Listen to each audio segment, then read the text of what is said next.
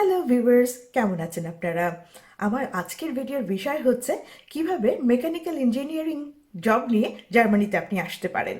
আমার নেক্সট ভিডিওটা আরও ইন্টারেস্টিং, কিভাবে ফ্রিল্যান্সাররা ভিসা নিয়ে জার্মানিতে আসতে পারেন। হ্যাঁ, ফ্রিল্যান্সারদের জন্য স্পেশাল ভিসা দেওয়া হচ্ছে, কাজেই স্টে টিউনড। তাহলে শুরু করা যাক আজকের ভিডিও। জার্মানি হচ্ছে পুরো ওয়ার্ল্ডের মেকানিক্যাল ইঞ্জিনিয়ারিংয়ে একটা জায়ান্ট। এই জায়ান্টের সবসময় ইঞ্জিনিয়ারদের দরকার হয়, আছে এবং ভবিষ্যতেও থাকবে। প্রতি বছর ভারতীয় প্রচুর ইঞ্জিনিয়াররা জার্মানিতে এসে সেটেল করছে, জব নিয়ে সেটেল করছে। এখন সবচাইতে কাঙ্ক্ষিত জব হচ্ছে ইঞ্জিনিয়ারিংয়ের জব। এখন দেখা যাক জার্মানিতে কোন কোন স্পেশালাইজেশনের ইঞ্জিনিয়ারদের কি বিশেষ বিশেষ দরকার হয়।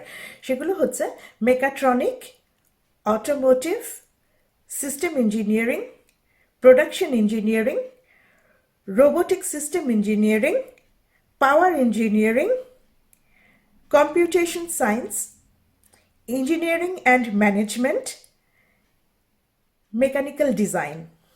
কাজেই আপনি যে কোনো স্পেশালাইজেশনই করেন না কেন, যে কোনো সাবজেক্টেই আপনি পড়াশোনা করেন না কেন, বা যে কোনো কাজেরই অভিজ্ঞতা থাকুক না আপনার কেন, জব আপনার এখানে একটা আছেই। কাজেই চেষ্টা করুন জবের জন্য। আর যে কোনো প্রশ্ন করার জন্য আমি তো আছি, উত্তর দেব। আর অ্যাপ্লাই করার প্রসেস, কোথায় অ্যাপ্লাই করবেন সেগুলো জানানোর আগে একটু জানিয়ে নিই যে অ্যাপ্লিকেশন, মেকানিক্যাল ইঞ্জিনিয়ারিং অ্যাপ্লিকেশনটা কী কী। এই যেমন micro electro, mechanical system, mechatronic হচ্ছে রোবোটিক্স। এখানে মেকানিক্যাল, আইটি এবং ইলেকট্রনিক ইঞ্জিনিয়ারিং একত্র হয়েছে। ম্যাটেরিয়াল সায়েন্স, সেটা হচ্ছে testing in extreme environment. Nano technology, structures and filters, finite element analysis, analyze structures, biomedical, implants, stents, computation fluid dynamics, acoustical engineering, studies sound and vibration, computer aided conception in mechanical engineering.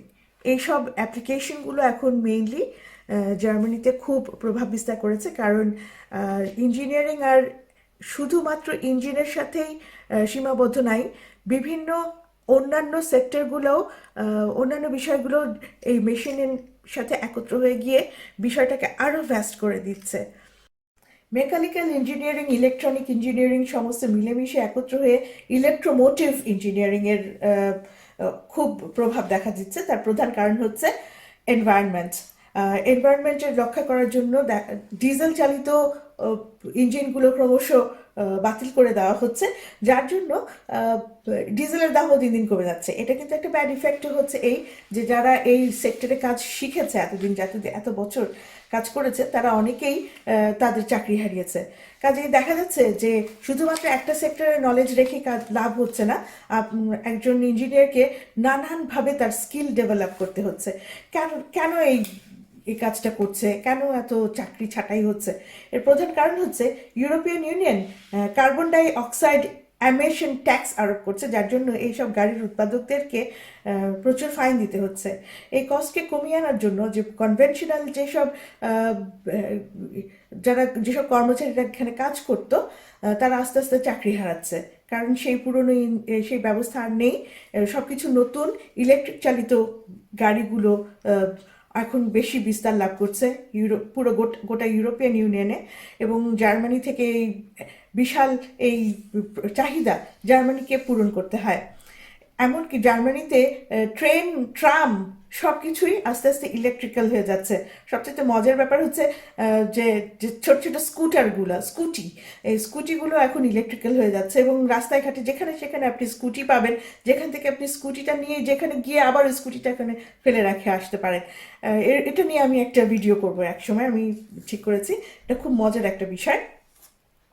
যাই হোক, আস্তে আস্তে conventional বিষয়গুলো change হয়ে যাচ্ছে জার্মানিতে।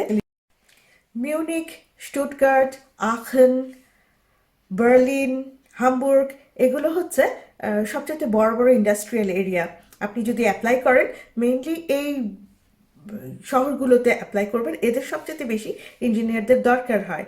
আর সবচেয়ে বড় বড় কোম্পানিগুলো এখানে, আর ছোট ছোট কোম্পানিগুলোতেও অ্যাপ্লাই করতে পারেন। সেটা আমি বলে দেবো যে কোন জব পোর্টাল থেকে আপনি এই ওদের ইনফরমেশনগুলো পেতে পারেন।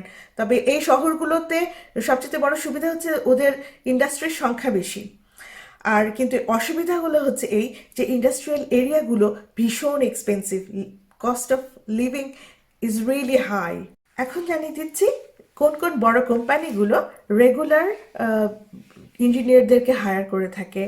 সেগুলো হচ্ছে Volkswagen, Daimler, Airbus, Lufthansa, Otto, Siemens, Liebherr, এরকম আরও অনেক কোম্পানি আছে, নাম বলতে গেলে শেষ হবে না। আপনার যদি ব্যাচেলার ডিগ্রি থাকে তাহলেও আপনি জার্মানিতে চাকরি পাবেন। তবে এটা ঠিক যে আপনি যখন ব্যাচেলার করে তারপরে জবে ঢুকবেন তখন আপনার স্যালারির পরিমাণ একরকম হবে। আপনি যদি মাস্টার্স করে তারপরে কোনো জবে ঢুকেন তাহলে আপনার ন্যাচারালি আপনার স্যালারিও বেশি হবে। এই যেমন আপনি যদি ব্যাচেলার করে মেকানিক্যাল ইঞ্জিনিয়ারিংয়ে কাজ করতে আসেন তাহলে আপনার বেতন হবে বছরে 45,500 ইউরো। আর যদি আপনি মাস্টার্স করে তারপরে জবে ঢুকেন তাহলে আপনার বেতন হবে 47,500 ইউরো। কাজে একটা বিশাল পার্থক্য কিন্তু রয়েই যায়। আর ন্যাচারালি যখনই প্রমোশনের ব্যাপারটা আসবে তখন ব্যাচেলার থেকে যারা এসছে তাদের প্রমোশনটা একটু পরে হবে, যাদের মাস্টার্স করে তারা এসছে তাদের জন্য। কাজেই চেষ্টা করুন মাস্টার্স করে তারপরে আসার, অথবা জার্মানিতে মাস্টার্স করতে আসার। এক্ষেত্রে আপনি যদি মাস্টার্স করতে আসেন তাহলে আপনার জন্য সবচেয়ে বড় সুবিধা হচ্ছে এই যে আপনি চাকরি খোঁজার সময়টা অনেক বেশি পাচ্ছেন। আর একেবারে জার্মান এনভায়রনমেন্টে আপনি যেটা শিখছেন, এবং যখন আপনি মাস্টার্স করবেন তখন আপনার একটা ইন্টার্নশিপ করতে হবে একটা জার্মান কোনো অর্গানাইজেশনে। তখন কিন্তু ওরা পছন্দ করে সেই সব মানুষদেরকে সাথে সাথে জবে নিয়ে নিতে যাদের যাদের সাথে তাদের সরাসরি একটা সম্পর্ক আছে।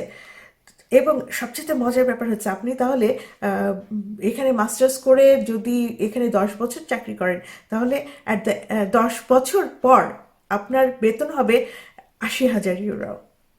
কি চমৎকার না? এখন দেখা যাক অ্যাপ্লাই করতে আপনার কি কি কোয়ালিফিকেশন বা স্কিলস দরকার হবে। প্রথমেই তো বললাম ওই যে আপনার একটা ডিগ্রি থাকতে হবে, তারপরে 5 বছরের 4 থেকে 5 বছরের এক্সপেরিয়েন্স বাংলাদেশে কোনো কোম্পানিতে কাজ করার, এবং যেসব স্কিল এখন জার্মানিতে দরকার হয় সেই স্কিলগুলো আপনার আছে কিনা সেটা দেখতে হবে। এবং অবশ্যই অবশ্যই অবশ্যই জার্মান ল্যাঙ্গুয়েজ স্কিল লাগবে, মিনিমাম B1।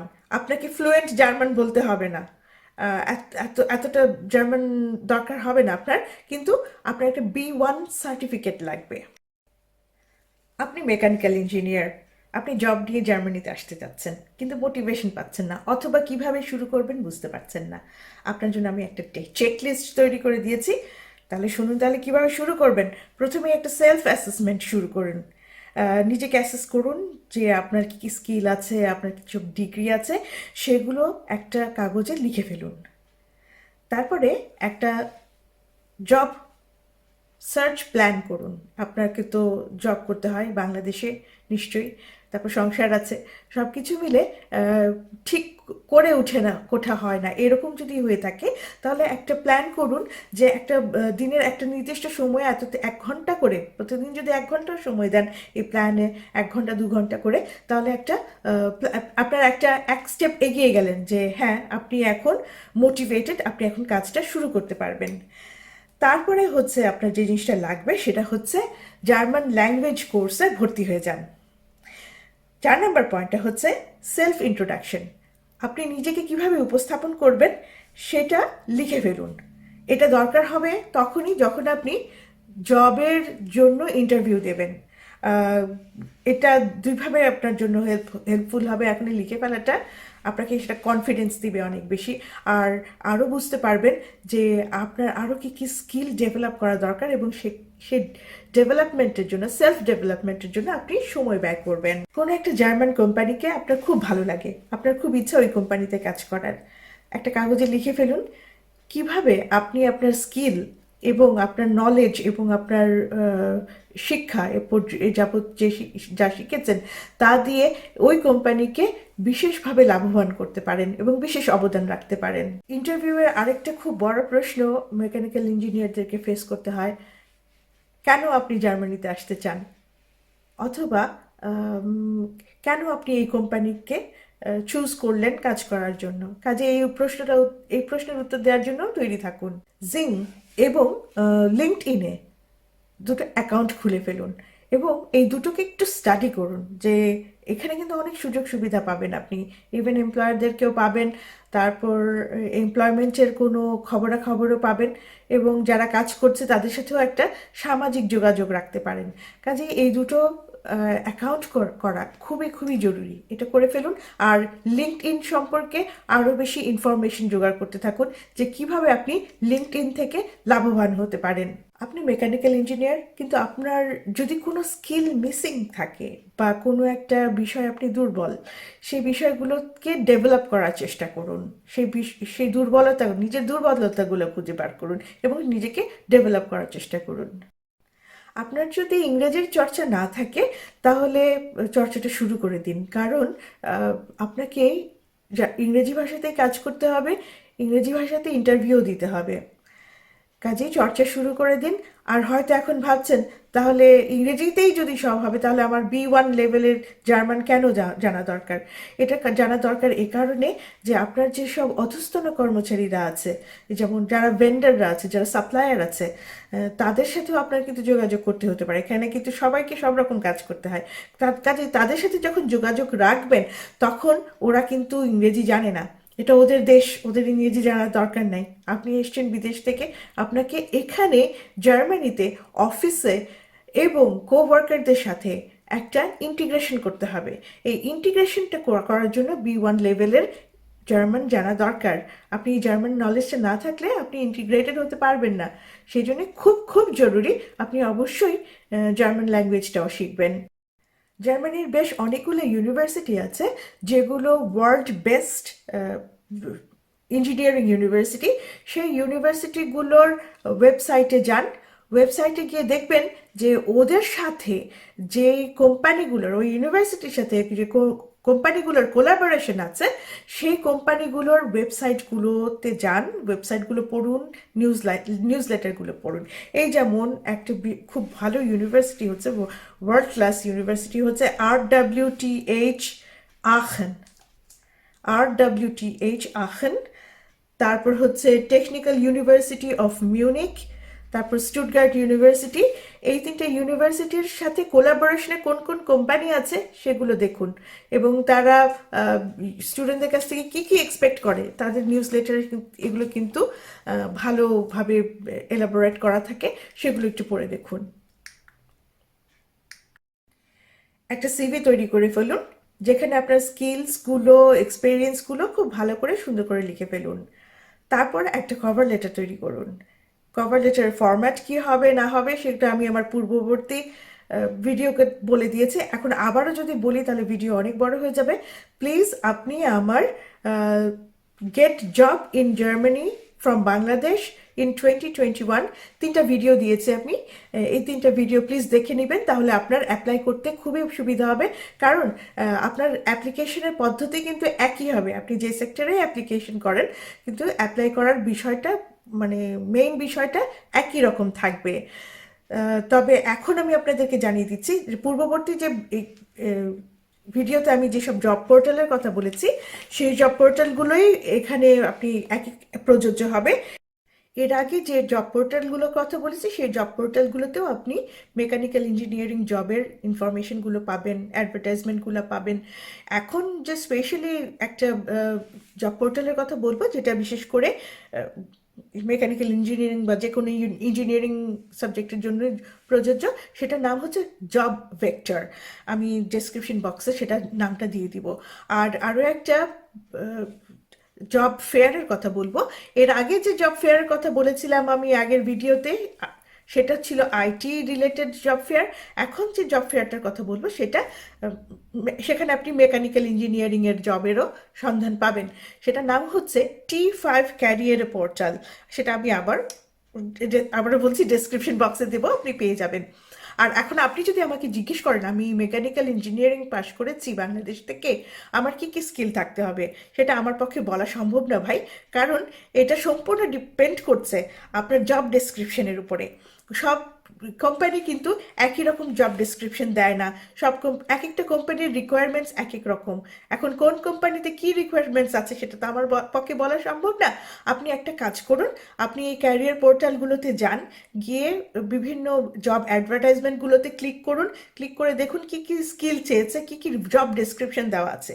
আপনি যদি এটা যদি কোনো টেকনিক্যাল বিষয় হয় তাহলে আমার পক্ষে আসলে বলা সম্ভব না এটা কি চেয়েছে, কারণ আমি কোনো টেকনিক্যাল পার্সন না, আমি কোনোদিন সায়েন্স পড়িনি। আর সেটা যদি কোনো ল্যাঙ্গুয়েজের কারণে আপনার যদি কোনো সমস্যা হয়ে থাকে কিছু বুঝতে, তাহলে আমাকে অবশ্যই প্রশ্ন করবেন, আমি উত্তর দেব। আপনি গুগল সার্চ করুন, গুগল সার্চ ইঞ্জিনে যদি যথেষ্ট ভালো রেজাল্ট না পান ইংলিশে সার্চ করতে গিয়ে, তাহলে আপনি জার্মান ভাষায় সার্চ করুন। ইংরেজিতে না পাওয়ার সম্ভাবনা আছে, কারণ জার্মান ওয়েবসাইটগুলো খুব বেশি ইউজার ফ্রেন্ডলি না। কাজেই আপনি সেটা জার্মান ভাষায় খুঁজুন, তাহলে হয়তো আরও বেটার রেজাল্ট পাবেন। কি লিখতে হবে সেটা আমি ডেসক্রিপশন বক্সে দিয়ে দিচ্ছি। মেকানিক্যাল ইঞ্জিনিয়ারিংয়ের জার্মান শব্দ হচ্ছে মাশিন অ্যান্ড বাও ইঞ্জিনিয়ার। আজকে এ পর্যন্তই। আবার নেক্সট এপিসোডে আবার দেখা হবে। ততদিন সুস্থ থাকবেন, ভালো থাকবেন, আর আমার জন্য দোয়া করবেন। সাবস্ক্রাইব করবেন, শেয়ার করবেন, লাইক দেবেন। Bye bye.